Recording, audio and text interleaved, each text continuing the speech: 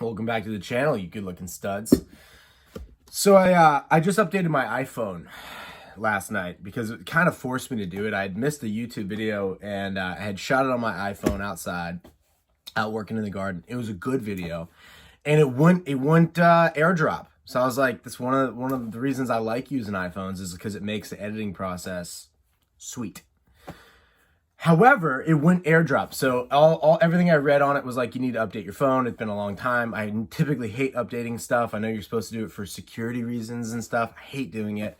And I updated it. Took an hour, updated it, turned the phone off at night, turn it on this morning, and it's like, you can now find your phone when your phone is turned off. Like, you can use Find My Phone Locate to find your phone when your phone is turned off. And I'm like, no, like, I do not want that feature whatsoever. And I know, like, I know from traveling abroad and doing some stuff in like some sketch countries where, like, if you don't disconnect the battery from the phone, like they're normally, like, on these trips, they just encourage us, like, don't bring phones. You're not going to need them. You're going to be with a group of people. But if you didn't disconnect your battery from the phone, it was like kind of an issue. They were like, no, your batteries need to be disconnected from your phone. So I get that. Like, I know that if your battery is always there, it's always basically live, but it's just in your face. Like, literally, like, here it is. Like, we're not even hiding it anymore. Like, this is the new feature. There were some other features in there, which when I went through it and, like, the new whatever, I was still, like, I was also appalled by it, but I was just like, what am I going to do here? Because genuinely, that it goes against my principles. It just does. It's like, if I turn my phone off, I don't want to locate my phone. Like, if I lost my phone, I lost my phone. I get a new one. But it's literally like a control mechanism that we're now implementing into society. I just rung a doorbell yesterday. I had, like, one of those, like, Jeff Bezos security monitoring things, like one of those, like, it goes directly to Amazon, things. You ring the doorbell and, like, your camera's there and stuff. And I get, like, a lot of people are like, oh yeah, that's awesome. It's a nice feature. It's like, you're giving all of your data to big tech, and in exchange for what? Like, you can like log into your house and see your cameras. You can do that on many other things. You just have to, like, spend a little bit more money, or, like, it's not as easy, just out of the box, stick it on your door, and, like, boom, now Jeff Bezos has full access to your entire house. Him and all of his security people and all of whatever, like, can just creep through and know exactly what is, like, I mean, cars going by the street. I mean, it's some real 1984 George Orwell stuff. The interesting thing about it is that the private sector actually has the power. Like, the government's just like a pretend thing at this point in time. Like the actual power is held by, like, Mark Zuckerberg, Jeff Bezos. Like, if you think through these electric cars, do you think that these electric cars are going to take you to, say, the Ottawa truck protest in a future type of event? Like, do you think that they're really going to allow you to cross a certain boundary line? And when you read through Agenda 30, which is a long document, but I think you should scan it. I think it's worth checking out. Just Google Agenda 30. And just, it's 353 pages. It's not like I've read it or anything, but it's like, it takes a while to get through it, but you can just scan through it, and you can literally see what's good, as far as, like, what's the goal, what's the game plan here? Like, where are we driving to as a society? Now, I think it's all going to fail, and it's going to fail spectacularly. And I hate to use the word, like, it'll all collapse, but I just think that we're getting to the spot where society is so fragile that, like, even something like the linchpin of the trucking supply chain could literally make this entire thing, just the wheels go off of this thing.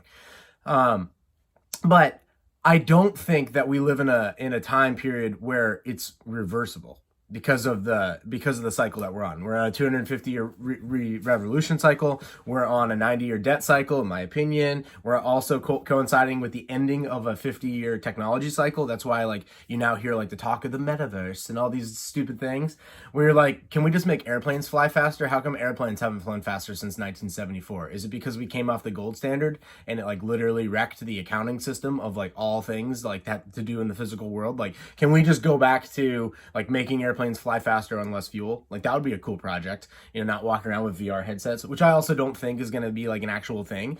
It might be, I could see it being a thing, let's put it that way, but I'm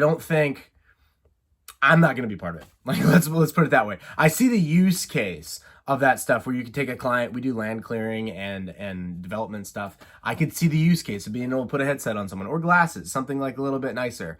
But and walk them around the property of what it's going to look like. Here's where your pond's going to be. Here's where the road's going to be. Here's where your house is going to be. Like I totally see the commercial possibility of it, but the idea that people are going to sit in the metaverse and not create goods and services and products, and they're going to create more units of currency, you end up in one thing. You have less goods and services being created, comes down. You have more units of currency being created, goes up, which means the value or the price of these in units of currency terms goes up, up, up, up, up. And so it's a man, it is just a bizarro world, and it's got me thinking through like, okay, what can I directly do that's going to like I can only manage me. I can only change the world like one dude at a time. And so what can I directly do? One thing is like I'm really seriously considering my use of these devices, and like if I'm even gonna, like, they're expensive to begin with, and I've always kind of thought like these shouldn't be more than like 20 or 30 bucks a month. You have like access to the internet on them, and like right there on, I mean, I know on like Instagram, let's say, you know, big tech, but Instagram, you can make calls on it. So I've never really understood why you need like, why you can't just do all of that just with an internet connection, and you kind of can. And so there's no real good solution for the phone thing these days. You can choose between Google or Apple, and those are basically like the two main things. Outside of that, you really got to get onto like the edge. And I've actually been looking for an old Razr phone because I've noticed that I have like this dopamine hit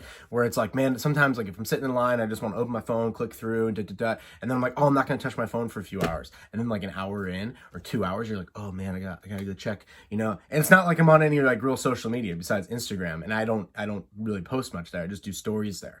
So and I don't follow anyone. So it's not like, you know, there's much for me to look at. But I'm like, yeah, I just don't want to like waste my life inside of these devices that fully track me. And so I'm looking for the exit door, just like I'm looking for the exit door in currencies, because I look at it and I'm like, this isn't sustainable long term. And the phone thing is really something to think on, because I have ideas, but none of them are cemented. Like none of them are really that good. I've thought about a tablet that I can run on Linux, that I can have an internet connection to, but I can just run my phone app because I've got an app I use for work.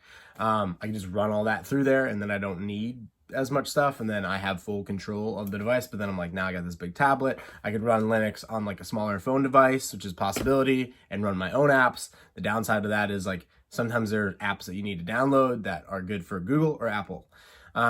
But then, you know, so I'm just thinking through these things, but I'm consciously making an effort to move towards more freedom and liberty and move away from their system at all levels. Like, I mean, from growing food to like getting off the grid to, you know, not committing to any commitments like long term at this point in time. Like I'm not signing up for any like 30-year mortgages. I'm not doing any of that. Like at this point in time, I'm just doing me. Just doing me.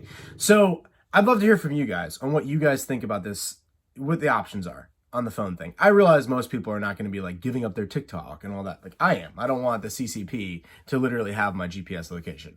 Just don't want it. Just don't need to. Also, like when I was on, I had TikTok for like a month, and it was like every 15 seconds, it was like almost too long. I noticed myself scrolling.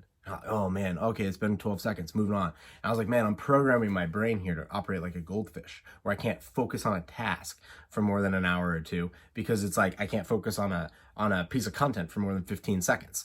And if the entire culture goes this way, and I'm pretty sure that it's going this way, there'll be a huge advantage for those that can focus and disconnect from that, unplug, if you will, and just like focus on a task.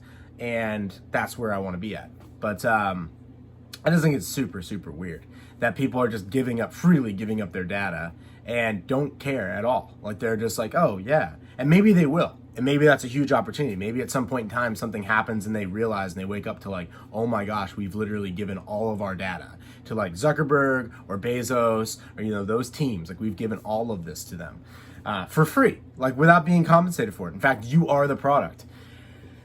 And so maybe they'll rush into some product that will deem, you know, the free choice, you know, like the jitterbug of the internet. And my buddy and I were joking around, like, we need to build the AR-15 of phones. Like you pick your, like you get like this aluminum cut out like phone device that feels nice and like slender. And then you pick your microphone, you pick your camera, you pick your battery, like, and you just assemble it. And it's like the AR-15 of phones, where it's like a fully untracked, type of deal. I know if you're working on cell phone towers, they can always triangulate this, but I just think people need to take back their individual sovereignty. And so the only thing I can do is influence me. I can change the world one person at a time. And that's going to start with me. But I want to hear from you guys. If you guys are aware of any of these options, if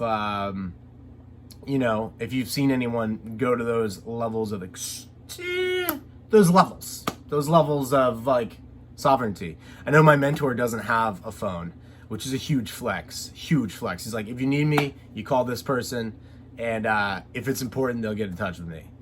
If not, then I'll see you at your scheduled time. And I'm like, that's a huge flex. No texting, no voicemail.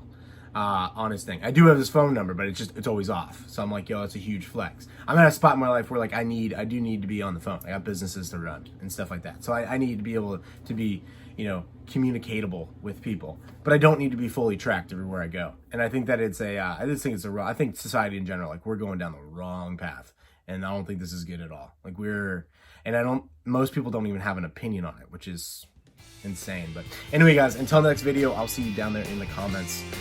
Thank you for liking, thank you for sharing this, and have a good one.